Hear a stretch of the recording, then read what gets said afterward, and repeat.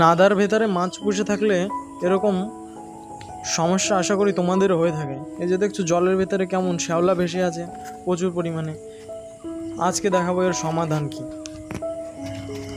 প্রথমত আমি এই যে একটি ছাঁকনি দিয়ে সব শ্যাওলাগুলো পরিষ্কার করে নিলাম। এই দেখছো সব একদম তুলে ফেলছি, দেখতে থাকো। এই সবগুলো পরিষ্কার হয়ে যাওয়ার পরে তারপর বলবো এটা হয় কি কারণে এবং এর পার্মানেন্ট সলিউশন কি।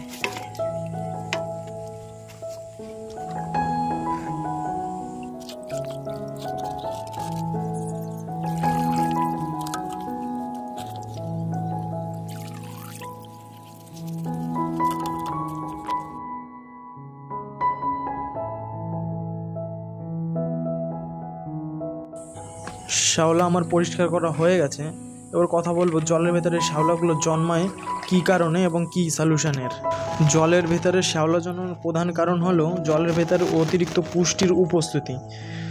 যেমন মাছের বজ্র পদার্থ, পচা পাতা এবং অন্যান্য যেসব নোংরা আবর্জনা জলের ভেতরে পড়ে সেগুলো পচে যেসব পুষ্টির উপস্থিতি হয়। এবং মেইন আরেকটা কারণ সূর্যের আলো, প্রধান কারণ এটাই প্রধান। এবং জলের তাপমাত্রা বৃদ্ধি, এই কারণগুলির জন্যই জলের ভেতরে শ্যাওলা জন্মায়।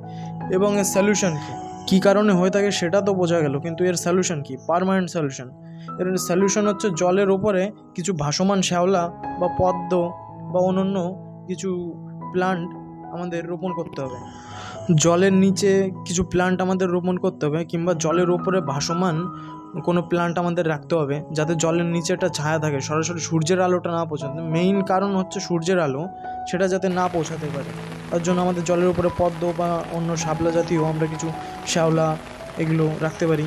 কিংবা জলের নিচে মাটিতে আমরা অন্য কোনো সি প্লান্টস সেগুলো লাগাতে পারি, তাহলে অ্যালগি একদম পার্মানেন্টলি নিয়ন্ত্রণ হয়ে যাবে।